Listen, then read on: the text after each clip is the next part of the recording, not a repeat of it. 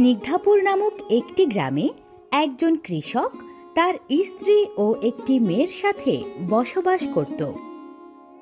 কৃষকের ছিল একটি ধূর্ত ভাই। কই গো গিন্নি, কই গেলা? আমারে কিছু খাইতে দাও। আমি একটু খাওয়া দাওয়া করে সবজি বাগানে যামু। সবজি বাগানটা একটু দেখে আসি গা। ওগো, তুমি বসো, আমি তোমার খাবার নিয়ে আসতেছি। আমগো উত্তরের কোণে যে মাঠটা আছে না, ওই মাঠে অনেক ভালো শশা হইছে, আর জিঙ্গাও খুব ভালো হইছে। হইলে এবার ভালোই হবে, তুমি এইবার খাইয়া নাও। খাইতাছি তো। শোনো, মাঠের দিকে যাইতাছি, মেঘলারে দিয়ে আমার খাবারটা পাঠাইয়া দিও। আর অল্লগে তুমিও যাইও দুপুরে, দুইজনে মিলা শশাটি তুইলা ফেলমু। এতে কইরা শশাগুলি তাড়াতাড়ি তুইলা বাড়িতে চলে আইতে পারমু। আচ্ছা, ঠিক আছে। আমি তাইলে এখন যাই, তুমি থাকো। আচ্ছা, ঠিক আছে।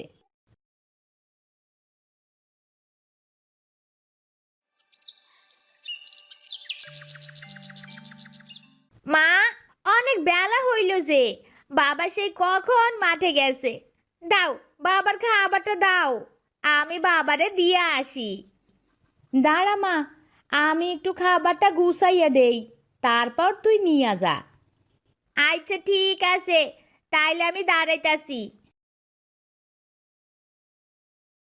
এইসব দেখে কৃষকের ভাই ও বউয়ের অনেক হিংসে হয়।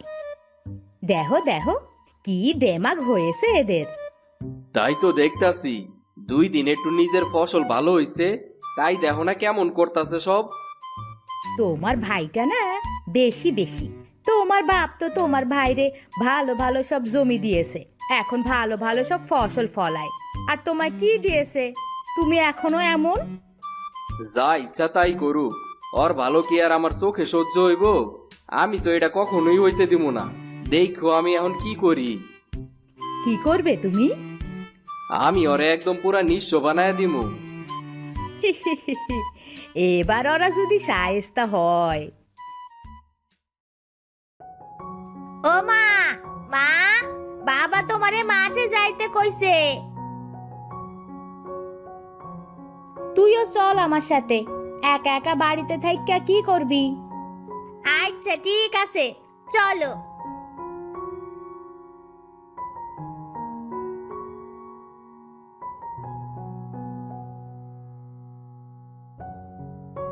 শুনতেছো?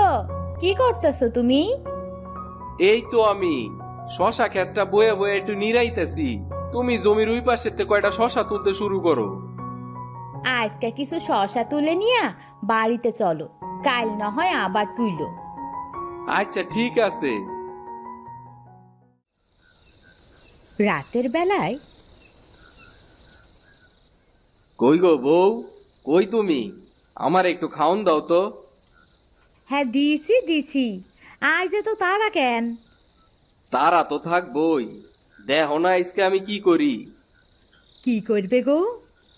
হ, এখন খাওন দাওন শেষ কইরা ভাইয়ের মাঠে আগুন দিয়া দিমু, দেহি কেমনে হয় বাসে। এত বড় কাজ তুমি করতে পারবে? হ, কেন পারমু না? দেখো না আজকে আমি কি করি। আইজি দেখবো কত ধানে কত চাল। তাহলে আর দেরি করো না, এবার চলো যাই, চুলা থেকে আগুন ধরাই নাও।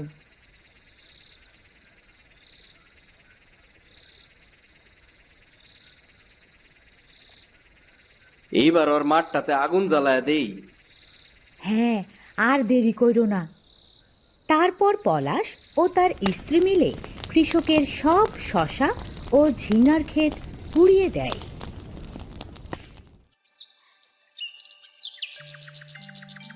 গিন্নি, কই গেলা? চলো সবাই মিলে একটু মাঠে যাই। চলো, তাড়াতাড়ি যাইতে হইব। তারা মাঠে পৌঁছে গিয়ে দেখে সব ক্ষেত পুড়ে গেছে। হায় হায়, এই কি সর্বনাশ হয়ে গেল আমার। আমার তো সবকিছু শেষ হয়ে গেল। আমি এখন কি খাইয়া বাঁচমু? এত কষ্ট করে চাষ করছিলাম, কেমনে কইরা পুড়ে গেল সবকিছু। হায় হায়, ওরা কপাল আমার। কি করমু এখন? সব শেষ হয়ে গেল নিমিষে। ভাবছিলাম এবার কিছু টাকা পয়সা হইব, তো কিছু হইল না, সব শেষ হইয়া গেল। মা, বাবা, তোমরা কষ্ট পাইও না, আমি তোমাদের সব কষ্ট দূর কইরা দেব। মা রে, তুই কেমনে পারবি? আমগো তো সব শেষ হয়ে গেল, এখন তো আর কোনো উপায়ই নাই। কিছু একটা করমুই বাবা, তুমি চিন্তা কইরো না। এই বলে মেঘলা সেখান থেকে চলে আসে আর ভাবতে থাকে সে কি করবে তাদের জন্য। সে কোনো উপায় খুঁজে না পেয়ে মন খারাপ করে মনের দুঃখে জঙ্গলের দিকে হাঁটতে থাকে। হাঁটতে হাঁটতে একটা ফুলের বাগানে গিয়ে পৌঁছায়। ও মা, কি সুন্দর ফুলের বাগান! এত সুন্দর ফুল আমি জীবনেও দেখি নাই। এত ফুল, খুব সুন্দর লাগতাছে। কথা বলে মেঘলা একটি বড় দেখে হলুদ ফুল তোলে। সাথে সাথে তার মধ্য থেকে বেরিয়ে আসে একটি সুন্দর পরী। কে তুমি? আর তুমি এখানে কোথা থেকে আসলা? তুমি আমার অভিশাপ মুক্ত করেছো সোনা। আমি অনেক দিন ধরে এই ফুলের মধ্যে বন্দি হয়েছিলাম। কিন্তু কিভাবে তুমি এই ফুলের ভেতর বন্দি হয়েছিলা? আসলে একজন অসাধু জাদুকর আমাকে খুব খারাপ প্রস্তাব দেয়। আমি তাতে নারাজি হওয়ায় সে জাদু করে আমাকে ফুলের মধ্যে বন্দি করে রাখে গভীর জঙ্গলে। আর বলেছিল, তোকে যদি কখনো কোনো লোক এসে ফুলটা ছিঁড়ে, তাহলে তুই মুক্ত হবি। ও আচ্ছা, তাইলে এই ব্যাপার। তোমাকে অনেক ধন্যবাদ, তুমি আমাকে মুক্ত করেছো। তুমি যা চাইবে তাই পাবে আজ। তার আগে একটা কথা বলো তো, তুমি গভীর জঙ্গলে কি করছো? আসলে আমগো একটা শসা আর ঝিঙ্গার ক্ষেত ছিল, অনেক ফসল হইতো সেখানে। কিন্তু একটা ষড়যন্ত্র কইরা আমাগো সব কিছু পুড়াইয়া দিছে। তুমি আর কোনো চিন্তা করো না সোনা, আমি তোমার সব কষ্ট দূর করে দেব। কিন্তু তুমি কিভাবে দূর করবা আমগো সব কষ্ট? শোনো, এই বীজগুলো ধরো। এখানে অনেক ধরনের ফুলের বীজ আছে।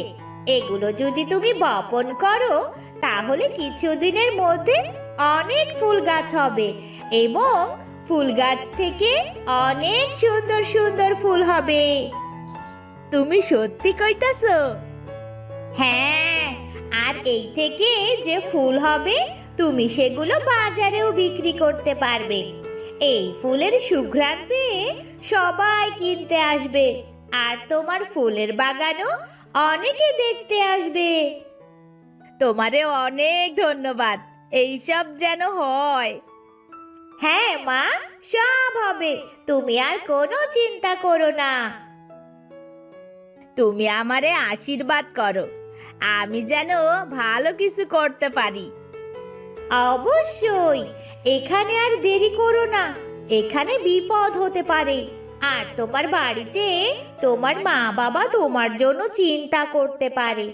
যাও, তাড়াতাড়ি বাড়ি যাও। ঠিক আছে, আমি তাইলে যাই। তুমি ভালো থাইকো পরি। ঠিক আছে, বিদায়। তারপর মেঘলা বাড়িতে চলে আসে। সে তার বাবা মাকে সবকিছু খুলে বলে। তুই সত্যি কইতাছস মা? হ্যাঁ মা, আমি সব সত্যি কথাই কইতাছি। দেখো, আবার আমাগো অনেক ভালো কিছু হইব। চল রে মা, আমরা জমিতে গিয়ে নিরাইন দেই, তারপর এই ফুল গাছগুলি লাগাই দিমুনে। তারপর তারা ফুলের বীজগুলো লাগিয়ে দেয়।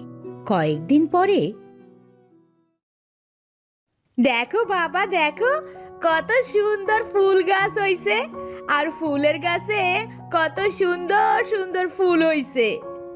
হরে মা, তাই তো দেখতাছি। দেখ দেখ, ফুলের কত সুন্দর ঘেরান বাইরেইতাছে। ভালো হইছে বাবা, এইবার তুমি এই ফুলগুলা তুলে নিয়ে বাজারে বিক্রি করো। আচ্ছা ঠিক আছে রে মা। ফুল নিবেন? ফুল আমার কাছে অনেক সুন্দর সুন্দর ফুল আছে। আমার ফুলে অনেক সুন্দর ঘ্রাণও বাইর হয়। ফুল নিবেন? ফুল। আরে ভাই, তোমার ফুলের গন্ধ তো অনেক সুন্দর। দাও দাও, আমারে কিছু ফুল দাও তো। ফুল বিক্রি করতে করতে সারা গ্রামে কৃষকের ফুলের কথা ছড়িয়ে পড়ে। দেখছো বাবা, পরীর কথাগুলা সত্যি হইছে।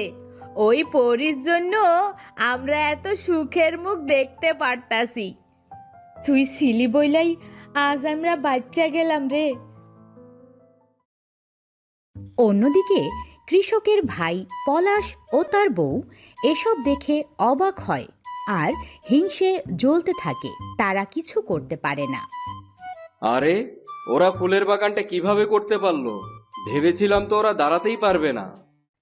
জানি না কিভাবে হইছে, এর পিছনে তো কোনো কারণ আছেই। আমি তো ওদের ফুলের বাগানে গেছিলাম, গিয়া ফুলের বাগানটা নষ্ট করতে চাইছিলাম, কিন্তু পারি নাই। আমি যতবারই ফুল ছিঁড়ছি ততবারই আবার নতুন করে ফুল গজাইছে। কি বলো, তাই নাকি? এসব কিভাবে সম্ভব?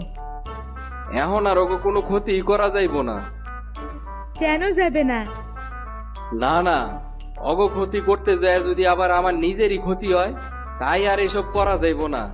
ওরা অগ মতো থাক, আমি আমার মতো থাকি। ঠিকই বলেছো।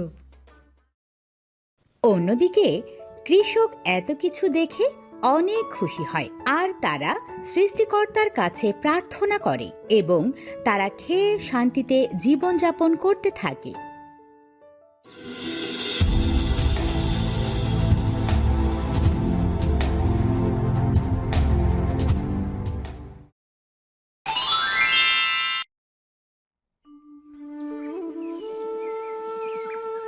আর দীপক ভাই যে এখানে বৈশা বৈশা কি করতাছো?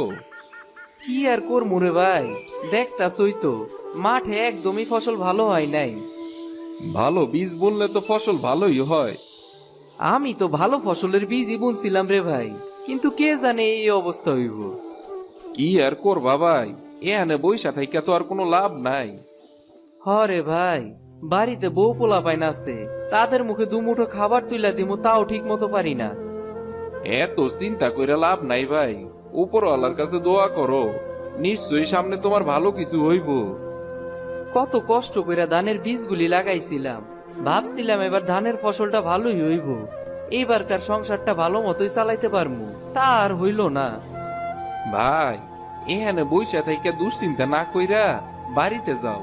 বাড়িতে গিয়ে এরপরে কি করবা সেটা নিয়ে ভাবো, তাই লেগা কাজে লাগবো। তুমি ঠিকই কইছো ভাই, যাই, বাড়ির দিকে যাই।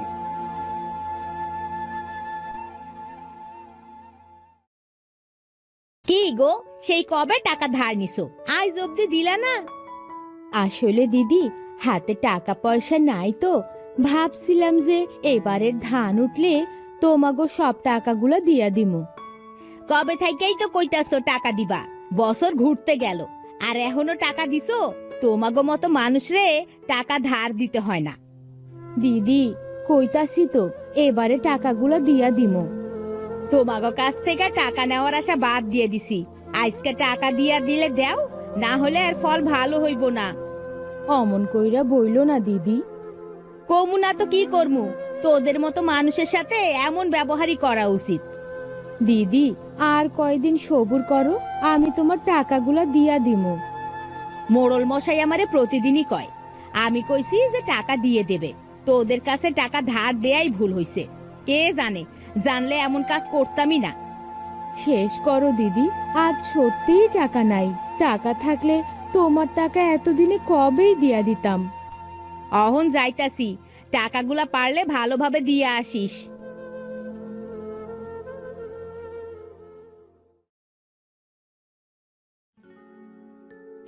কি গো গিন্নি, কি হইছে? তুমি এনে বৈশা বৈশা কাঁদতাছো কেন? কান্তাসে কি আর সাধে গো, মোড়লের বউ আইছিল টাকা নিতে। আর কতদিন একটা মানুষরে ঘুরানো যায় কও? কি আর করবা গো গিন্নি, ভাবছিলাম মাঠে এবার ফসলটা একটু ভালো হইব, এবার সবার ধার করা টাকাগুলি ফেরত দিয়ে দিমু, কিন্তু এবারও আমার কপাল ভালো না গো। কেন গো, কি হইছে? এইবারও কি মাঠে ফসল হয় নাই? এইবারও ফসল ভালো হয় নাই, আমি যে তাদের ধারের টাকা কেমনে দিমু? মোড়লের বউ আইসা কত কথা কইয়া গেল, তুমি জানো না, তাই তুমি যেইভাবেই হোক ওইটার ব্যবস্থা করো। তুমি কোনো চিন্তা কইরো না, দেহি কারো কাছে যদি কোনো টাকা ধার পাই তাইলে আগে মোরলের টাকাটা শোধ কইরা দিমু। হ্যাঁ, তাই করো। তুমি হাত মুখ ধুইয়া আইসা বসো, আমি তোমারে খাবার দিতাছি। হ, খাবার দাও, খাবার খাইয়া যায় দেখি কয়টা টাকা পাই নাকি কারো কাছে।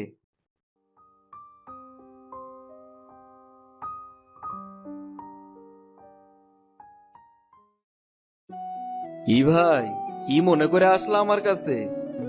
ভাই, একটা বিপদে পড়ে আইছি, তুমি তো অনেক বড় লোক মানুষ, আমার কি কিছু টাকা ধার দিতে পারবা? আমি কোনো টাকা ধার দিতে পারবো না। তোমাদের মতো মানুষকে টাকা দিয়ে পরে আর তোমরা কোনো টাকাই দিতে চাও না।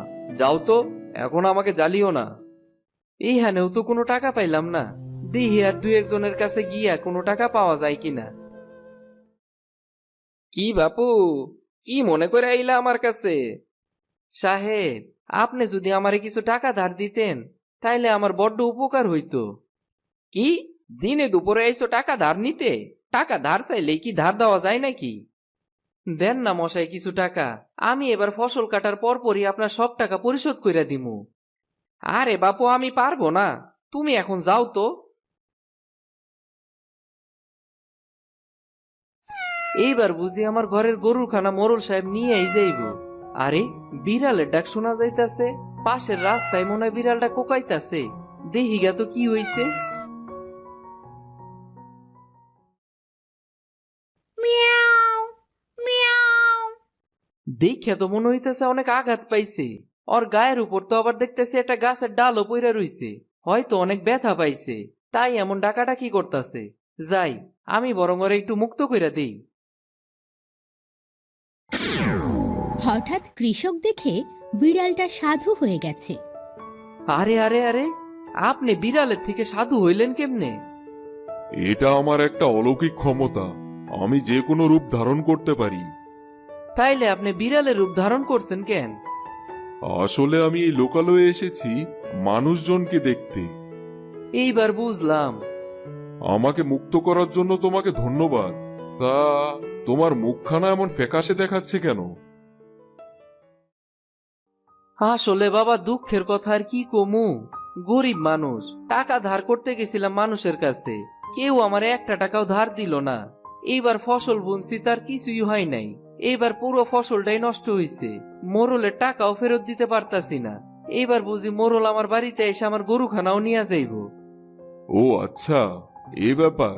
দাঁড়াও, আমি একটু চিন্তা করে উপায় খুঁজে বের করছি। কি উপায় সাধু বাবা? এই নাও ধরো, এই বেগুনের বীজগুলি তুমি রাখো। এই বীজগুলিরে দিয়ে আমি কি করমু? এই বীজগুলি তুমি মাঠে নিয়ে বুনে দিবে, দেখবে 1 সপ্তাহের মধ্যেই বীজ থেকে গাছ গজিয়েছে আর সেই গাছে বেগুন হওয়া শুরু করেছে। সত্যি কইতাছেন আপনি? হ্যাঁ, সত্যি বলছি। এটা বাড়িতে নিয়ে গিয়ে আমার কথা মতো কাজ করবে, দেখবে এর থেকে তুমি ভালো ফল পাবে।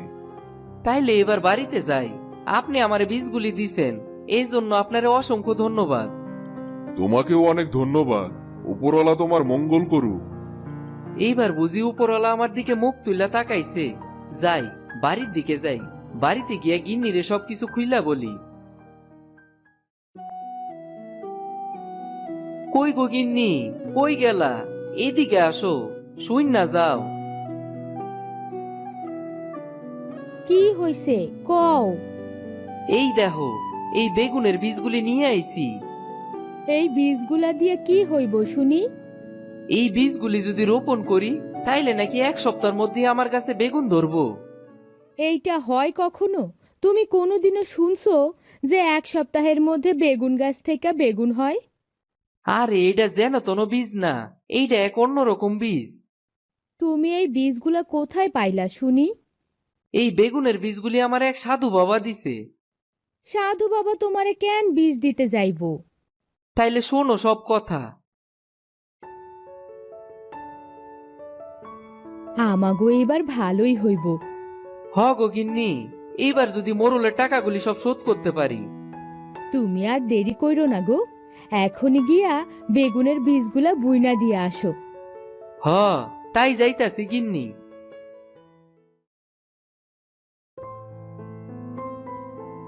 বীজগুলি তো রোপণ করা শেষ করলাম, এবার যদি সাধুর উসিলায়ের উপরওয়ালার দয়া একটু বাঁচতে পারি। যাই, এবার বরং বাড়ির দিকে যাই। কি গো, চলে আইসো? বীজ বুনা কি হয়ে গেছে? হ গো গিন্নি, বীজগুলি বোনা হয়ে গেছে।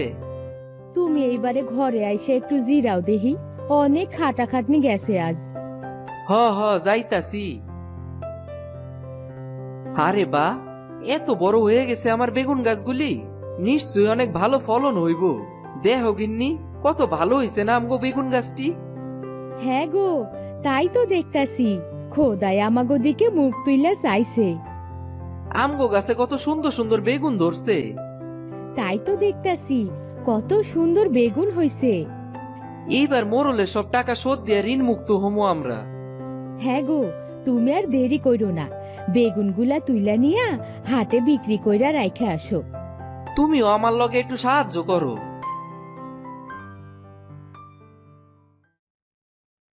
বেগুন তুলা তো হইয়া গেল না, এবারে হাটে গিয়া বিক্রি কইরা রাইখে আসো, দেখবা অনেক ভালোই বিক্রি হইব। তাইলে তুমি থাকো, আমি হাটে গিয়ে বেগুনগুলি বরং বেচে আসি। আচ্ছা, যাও।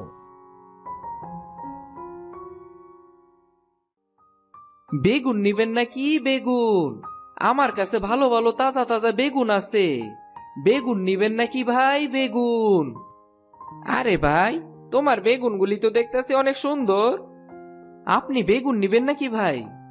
তা যে সুন্দর বেগুন দেখতাছি, না নিলে কি আর হয়? আমারে 2 কেজি বেগুন দাও দেখি। এভাবে দীপক অনেকের কাছে বেগুন বিক্রি করতে থাকে। যাক, আজকে বেগুন বিক্রি করে অনেক টাকাই লাভ করা গেছে।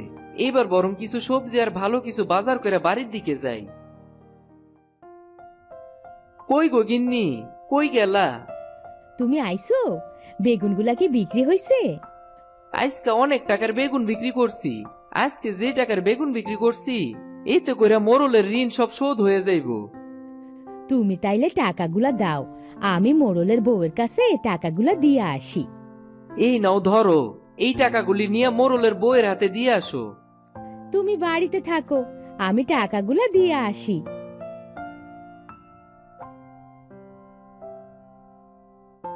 দিদি, এই যে নাও তোমার টাকাগুলা, ফেরত দিয়া গেলাম। টাকাগুলি সব দিয়ে চলে আইসো গিন্নি? আচ্ছা, ভালো করছো। আজকা বরং ভালো মন্দ কিছু রান্না করো। অনেক দিন ধরে আমরা তো ভালো মন্দ কিছু খাই না, আজকে একটু মন ভইরা খাওয়া দাওয়া করমু। হ্যাঁ গো, আইজ অনেক ভালো কইরা রান্না করবো। এরপর থেকে আর তাদের দুঃখের মুখ দেখতে হয়নি। বেগুনের ব্যবসা করেই তাদের দিন ভালো চলে।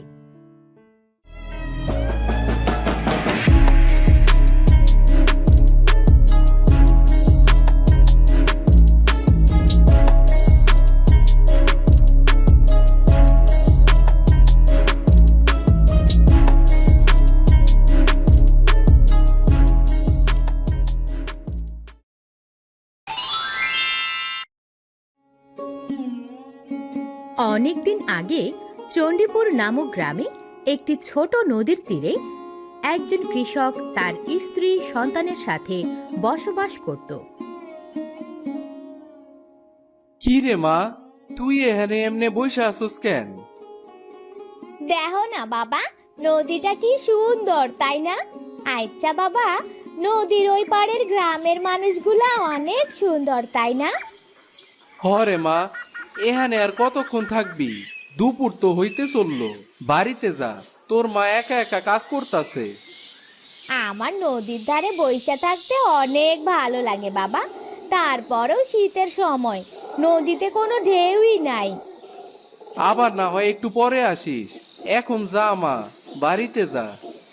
হ্যাঁ বাবা, ছাগলটা বাইন্ধা রাখছি, ওই তো ঘাস খাচ্ছে ওইখানে, ছাগলটারে নিয়েই চলে যাবো। আমি একটু ওই পাড়ার দিকে যাইতাছি, একজনের কাছে তো কয়টা টাকা ধার নিছিলাম, ওই টাকাগুলি ফেরত দিয়ে আসি।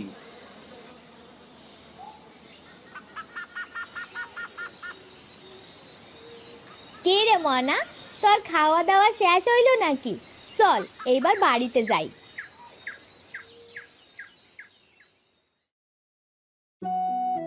মা, ও মা, কি করতাছো?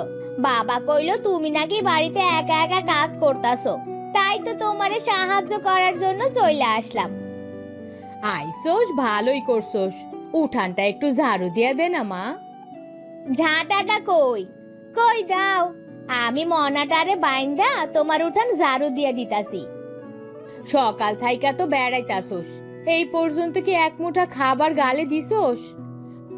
আচ্ছা, উঠানটা ঝাড়ু দিয়া আমি খাবার খাইতেছি মা। হ্যাঁ, তাড়াতাড়ি উঠান ঝাড়ু দিয়া খাইয়ে নে। আচ্ছা মা, এখন তো শীতের সময়, কত ভালো ভালো খাবার, কত সুন্দর সুন্দর পিঠা বানায় সবাই, তুমি বানাও না কেন? আমরা তো গরিব মানুষ রে মা, আমাগো কি আর ওইসব খাবার জোটে আছে?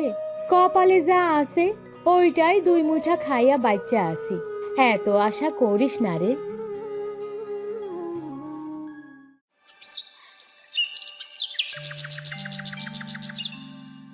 কই গো গিন্নি, খাবার দাবার কিছু আছে নাকি? সেই সকালে বাইরে হইছি, আমার তো অনেক খিদা লাগছে।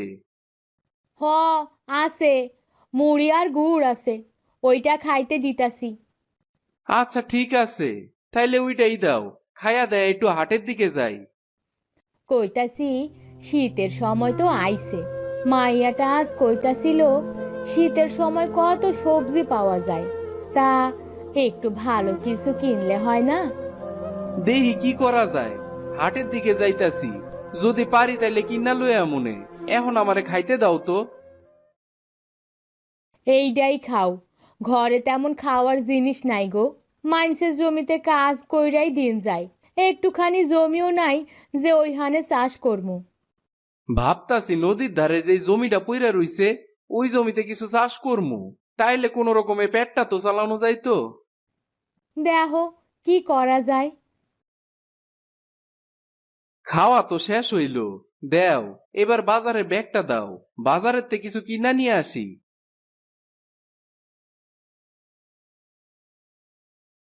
এই যে নাও, তাড়াতাড়ি চললে আয়ো। দোকানদার ভাই, আমার 1 কেজি আলু দেন তো। এই যে ভাই ধরেন আপনার আলু। এই নেন আপনার আলুর টাকা। তা তোমার দিনকাল কেমন যাইতাছে?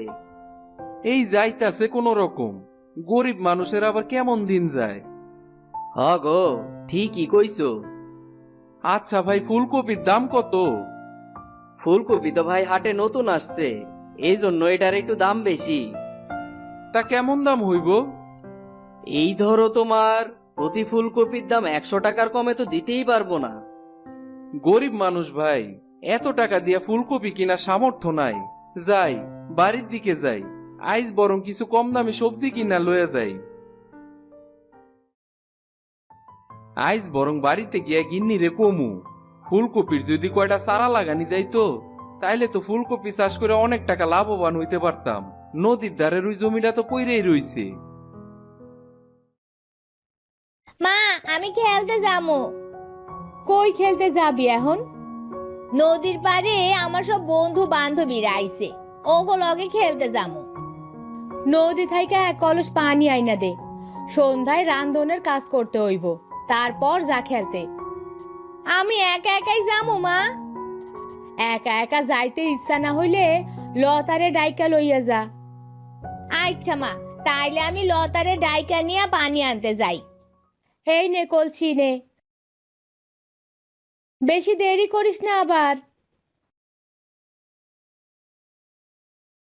লতা, এই লতা, বাড়িতে আসোস? হ্যাঁ রে, কি কইবি ক? নদীর ঘাটে পানি আনতে যাইতাছি, যাবি নাকি আমার লগে? হ্যাঁ তুই দাঁড়া, আমি পানির কলসিটা নিয়ে আইতাছি। জলদি আয়, আমারে আবার তাড়াতাড়ি বাড়ি যাইতে হইব। হ্যাঁ চল। আজ কতদিন নদীর পাড়ে আমি পানি আনতে যাই না। কেন, তুই আবার কইছিলি যে নদীতে পানি আনতে যাস নাই? কয়দিন আগে মামা আইছিল, মামার সাথে না মামাগো বাড়িতে গেছিলাম। কবে আইছস শুনি? কাল বিকালে আইছি। জানিস এই কয়দিন মামা বাড়িতে অনেক মজা হয়েছে আমার। আচ্ছা, তাইলে তো অনেক ভালোই কাটছে তোর। হ্যাঁ রে, ভালোই কাটছে। নদীতে তো চলে আইলাম। দেখ, এইখানে অনেক সুন্দর পানি, এইখান থেকেই পানি নিয়ে নেই। চল এবার বাড়ি যাই। লতা আর উর্মি তারা দুজনে দুজনের বাড়ি চলে যায়। বাড়িতে গিয়ে বাবা, তুমি কখন আইছো? এই তো রে মা, একটু আগেই আইছি। তুই কি পানি আনতে গেছিলি নাকি? হ্যাঁ বাবা। বুঝলি রে মা, আমি আর তোর মায় মিলে একটা সিদ্ধান্ত নিছি। কি সিদ্ধান্ত নিছো বাবা? শোন রে মা, মোরল মশাইয়ের কাছ থেকে তার জমি চাষ করার লেগে কিছু টাকা পামু। ওই টাকা দিয়ে ভাবছি এবার ফুলকপি চাষ করমু। কোন জায়গায় করবা বাবা? আমাগো তো চাষ করার মতো জায়গাই নাই। জায়গা আছে রে মা, ওই নদীর ধারে যে জায়গাটুকু আছে ওইটুকু জমিতেই ফুলকপি লাগামু। তাইলে তো বাবা অনেক ভালো হইব। তাইলে আমি কালি হাটেতে ফুলকপি চারা নিয়ে আমু।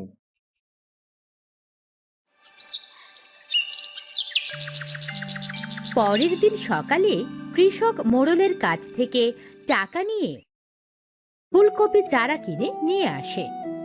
কি গো, চারা কিনে নিয়ে চলে আসছো?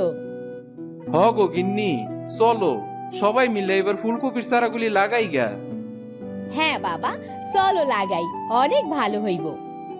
এরপর তারা সবাই মিলে নদীর ধারে যায় এবং সেখানে ফুলকপির চারাগুলো লাগায়। ফুলকপির চারাগুলি তো লাগানি শেষ হইল। উপরওয়ালার দয়া যদি এগুলি একটু ভালোভাবে হয়, তাইলে তো আমরা একটু খায়া পইরা ভালোভাবে বাঁচতে পারমু, আর মাইয়াটা শখ আহ্লাদ গুলিও একটু পূরণ করতে পারমু। কিছুদিন পরে কই গো গিন্নি, কই গেলা? আমগো ফুলকপির ক্ষেতটা দেখে আসো, কত সুন্দর সুন্দর ফুলকপি হইছে। তাই নাকি গো? আমি অহনি গিয়া দেখে আসতাছি। হ, মাইয়াটারও লয়ে যাও। আমগো ক্ষেতের এত সুন্দর ফুলকপি দেখলে মাইয়াটাও অনেক খুশি হইব। হ্যাঁ বাবা, আমি যাইতাছি দেখতে। চলো যাই তাইলে। বাবা, ফুলকপি তো অনেক বড় হইয়া গেছে। কালকেই ফুলকপি তুইলা বাজারে বিক্রি করবা। হরে মা, কাইলি বিক্রি করমু। খোদা আমাগো দিকে এবার মুখ তুইলা তাকাইছে। চলো গিন্নি, ফুলকপি গুলিরে তুইলা নিয়ে আইসা পরিষ্কার করি। হ্যাঁ গো চলো। উর্মি মা, তুইও আয় আমাগো লগে। হ্যাঁ মা, আমি অবশ্যই যাবো মা। আমি তো ভাবতেই পারি নাই গো গিন্নি, আমগো খেতে এত সুন্দর ফুলকপি চাষ করা যাইব, আর এত সুন্দর সুন্দর ফুলকপি হইব। তুমি ঠিকই কইছো গো। বাবা, আমি এদিকে সবগুলা ফুলকপি তুইলা ফালাইলাম। হরে মা, তোল, আর সাবধানে তুলিস। মাইয়াডা আমার অল্পতেই বড্ড খুশি হয়। হ গো, মাইয়াটা আমগো অনেক ভালো। সবগুলি ফুলকপি তো তুললাই ফেললাম, এইবার এগুলিরে বাজারে নিয়ে যাই। হ্যাঁ গো যাও, এইগুলা বাজারে নিয়ে যাও। শোনো, মাইয়াডার শীতের পিঠা খাইতে চাইছে। কিছু গুড় পাটালি কিনো ওর জন্য, কিছু পিঠা বানাই দিমু। তুমি চিন্তা কইরো না, এই ফুলকপি গুলিরে ভালো দামে বিক্রি করতে পারলে আমি অবশ্যই সবকিছু নিয়ে আমু। বাবা, আমার জন্য ভালো মিষ্টি কিনা নিয়ে আইসো বাজার থাইকা। হরে মা, আনমু আনমু, তুই কোনো চিন্তা করিস না। ফুলকপি নিবেন গো ফুলকপি, আমার কাছে তাজা তাজা ফুলকপি আছে। ফুলকপি নিবেন গো, ফুলকপি। ভাই, আমি তোমার সবগুলি ফুলকপি কিনতে চাই। আপনি এতগুলি ফুলকপি নিয়ে কি করবেন? এগুলি আমি শহরে নিয়ে বড় বাজারে বিক্রি করব। ও আচ্ছা, তাইলে আপনি সবগুলি ফুলকপি নিয়ে নেন। ফুলকপিগুলো পাশের ওই ভ্যান গাড়িতে তুমি দিয়ে এসো। যাক, ফুলকপিগুলি তো সব বিক্রি করলাম। এখন গিন্নি যা যা কইছে, আর খুকুর লেগে কিছু মিষ্টি কিনা বাড়ির দিকে যাই। তুমি কত কিছু কিনা নিয়ে আইছো। হরে মা, সবই তোর লেগে কিনা নিয়ে আইছি। আমি অনেক খুশি হইছি বাবা। ফুলকপি বিক্রি করা টাকা দিয়ে কৃষক তার পরিবারকে খুব ভালোভাবে চালাতে থাকে এবং তার মেয়ের সকল ইচ্ছা পূরণ করতে থাকে।